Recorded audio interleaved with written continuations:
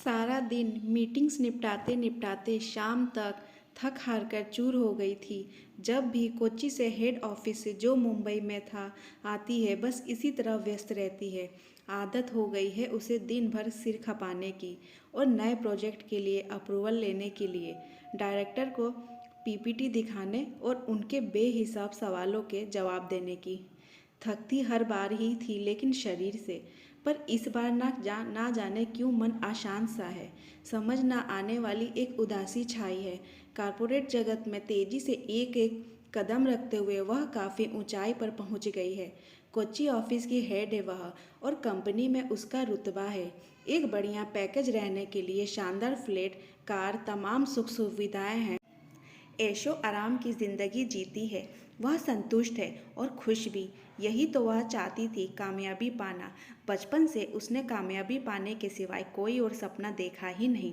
इसलिए 34 वर्ष की हो जाने के बावजूद शादी करने का ख्याल या इच्छा में जागृत नहीं हुई। सब सही चल रहा है तो बेकार में झंझट में क्यों पड़े। वह नहीं बर्दाश्त कर सकती किसी का नियंत्रण, और पति कंट्रोल करने की कोशिश ना करे ऐसा संभव नहीं है। जब भी उसे शादी करने के लिए कहता तो वह यही जवाब देती थी, 7 बज गए हैं, अब तुम्हारा क्या प्लान है? मुंबई घूमोगी या होटल जाकर आराम करोगी? डायरेक्टर मिस्टर चौधरी, जो उसे बेटी जैसा स्नेह देते हैं, काम खत्म हो जाने के बाद पूछा। पाखी जानती है काम से मन में मिस्टर चौधरी बहुत ही सख्त है, लेकिन वैसे सारे स्टाफ से बहुत ही मित्रवत व आत्मीय व्यवहार करते हैं। नहीं कर कोई प्लान नहीं है, सुबह की ही फ्लाइट है, इसलिए होटल जाकर आराम करूंगी। गुड नाइट सर, कहकर वह ऑफिस से निकल गई। हमेशा की तरह वह उनसे बातें करने के लिए रुकी नहीं। वह ना जाने क्यों इस समय अकेला रहना चाहती थी। सोचा तो यही था पाखी ने कि सीधे होटल ही जाएगी, पर कैब में बैठते ही मन की छत पर पसरी उदासी उसके इर्द गिर्द लिपट गई। उसे लगा जैसे यह उदासी काली छाया की तरह फैलती ही जा रही है। उस छत पर क्यों महसूस कर रही है वह ऐसा? इससे पहले इतना अकेलापन कभी हावी नहीं हुआ था उस पर।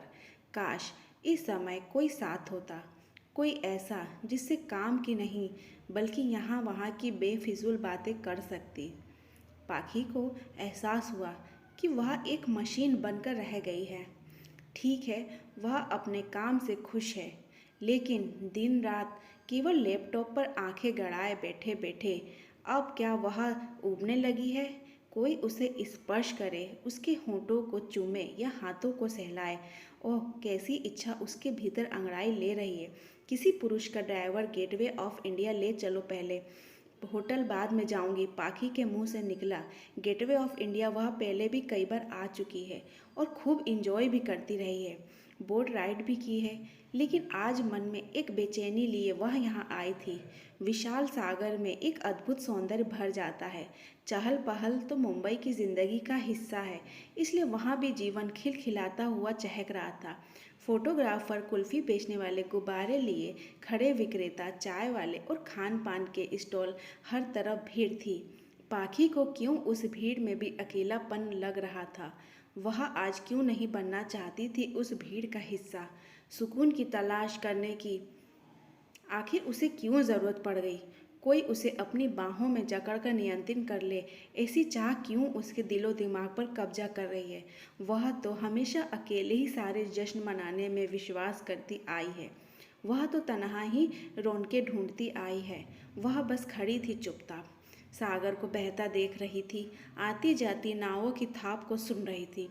तभी जिसमें एक थरथराहट हुई, कोई उसके नज़दीक आकर खड़ा हो गया। वह भी टकटकी लगाए सागर के पानी की चाल को देख रहा था। बहाव भी एक कहानी सुनाता है। पाखी ने सोचा, ठहराव से जिंदगी में ऊब जाने लगती है, शायद इसीलिए वह उदास है। रोबोट की तरह काम करते हुए वह मानती आ रही थी कि वह गतिमान है, लेकिन वास्तव में ठहरी हुई है, बस एक जगह। अपने साथ खड़े उस व्यक्ति को देखने की चाह में पाखी ने गर्दन दाईं ओर मोड़ी। मैरून रंग की टी शर्ट और नीले रंग का बरमूडा पहने वह सिगरेट के धुएं के छल्ले छोड़ रहा था। अपने तरह से जीने की चमक उसके चेहरे पर नृत्य कर रही थी। शायद रोशनी पड़ रही थी उस पर। अपनी और पाखी को देख उसने सिर हिलाया और एक मुस्कान बिखेरते हुए बोला, हेलो। बोला, सागर भी किसी की तिलिस्म कम नहीं होता। इसका विस्तार अनगिनत कहानियाँ सुनाता है। It's really wonderful. पाखी ने सिर हिलाया। अच्छा लगा उसे। व्यक्ति की बात करना वैसे भी मुंबई में लोग बहुत ज़्यादा सोचते नहीं हैं। बिंदासपन और बेबाकी उनके रंग रंग में अपने आप ही समा जाती है। वहाँ रहते रहते मुंबई की नहीं लगती। अब कोची में रहती हूँ। यहाँ अपन कंपनी का हेड ऑफिस है। पाखी भी चाह रही थी कि बातों का सिलसिला कायम रहे। कोच्चि भी बहुत शानदार जगह है। बैक टावर, हरियाली और साउथ इंडियन फूड। फिर उसने हाथ आगे बढ़ाते हुए अपना परिचय दिया। हाय, आई एम सार्थक, कला प्रेमी हूँ। पेंटिंग बनाता हूँ और रंगों के साथ खेलता हूँ। हेलो, अच्छा लगा आपसे मिलकर। पाखी ने भी हाथ बढ़ा दिया। अपना पाखी है मेरा नाम। कारपोरेट कल्चर की भाग दौड़ में ही मौज मस्ती करती हूँ। इंटरेस्टिंग। तो फिर आज भागदौड़ से पीछा छुड़ाकर यहाँ अकेले समुद्र से क्या सवाल करने के लिए खड़ी हैं? आपको तो किसी होटल में पार्टी करनी चाहिए थी। आज मन बागी हो रहा है। चाहते ना जाने कहाँ से उतर आई है और जोर जोर से दिल के दरवाजे पर दस्तक दे रही है। थकान विद्रोही होकर ताने मार रही है कि मैं अपने मन की नहीं सुनती। क्यों नहीं सुनती आप? यह तो सही नहीं है। वह हंसा। सुनती तो तब ना जब आवाज़ आती। आज ही वह चीख चिल्ला रहा है। पाखी ने भी उसी की शैली में जवाब दिया। चलना चाहोगी मेरे साथ? कहाँ? कहीं भी जहाँ तुम जाना चाहो। तो ऐसा करते हैं, तुम मेरे साथ मेरे होटल। यहाँ वहाँ भटकने से तो अच्छा है कि चैन से बैठकर बात कर पाएंगे। कुछ बतियाएंगे, कुछ जिएंगे, जश्न मनाएंगे, मनपसंद खाना खाएंगे और मन की आवाज़ सुनेंगे। एक अजनबी के साथ होटल के कमरे में अकेले उसने ठहाका लगाया। अजनबी कहाँ रहे? अब इस सागर ने दोस्ती करवा दी है। चाहे एक रात के लिए ही। पाखी की आंखों में शरारत थी। होटल के कमरे में सार्थक की बाहों में कैद पाखी उसे चूम रही थी। अपने जिस्म पर वह उसके मखमली स्पर्श को महसूस करती। पल पल अपने मन की सुन रही थी। वह यह भी जानती थी कि यह सिर्फ वन नाइट स्टैंड है, लेकिन वह रात खूबसूरत थी। मन पर छाई उदासी की जगह अब ऐसी खुशी ने ले ली थी जिसे वह अब तक पहचानती नहीं थी।